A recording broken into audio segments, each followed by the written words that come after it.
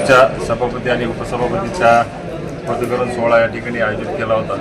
यामध्ये सभापती म्हणून राष्ट्रवादी काँग्रेस पक्षाचे रविभाऊ चव्हाण यांची निवड झालेली आहे आणि उपसभापती म्हणून उबाटाचे विवेकजी रसाळ यांची या ठिकाणी निवड झालेली आहे। या दोघांचाही पदग्रहण सोहळा या ठिकाणी आयोजित केला होता आणि निश्चित त्यांना शुभेच्छा देण्यासाठी आणि या पंचायत समितीच्या माध्यमातून त्यांच्या माध्यमातून सर्व ग्रामस्तरावर सर्व प्रभावी योजना त्या ठिकाणी त्यांनी राबवाव्या या सदिच्छा आम्ही त्यांना त्या ठिकाणी दिलेल्या आहेत। आणि निश्चित स्वरूपामध्ये दोघंही अत्यंत तरुण आहेत, चांगलं काम करतील आणि या पंचायत समितीला निश्चित स्वरूपामध्ये अग्रेसर घेऊन जातील असा आम्हाला विश्वास आहे। आज पदग्रहण समारंभ होता, अतिशय आनंदाच्या वातावरणामध्ये हा पार पाडलेला आहे। नवनियुक्त सभापती चव्हाण आणि उपसभापती विवेकजी रसाळ यांची आत्ताच पदग्रहण समारंभ आम्ही आटपून बाहेर निघालेलो आहोत आणि खऱ्या अर्थानं मनाला समाधान वाटते की दोन युवकांना चांगल्या प्रकारचे न्याय देण्याचं काम आम्ही केलेलं आहे। उपसभापती विवेक रसाळ यांचं वय जर पाहिलं तर अवघड 23व्या वर्षी तो उपसभापती। शिवसेनेला अभिप्रेत असलेलं हे काम आहे।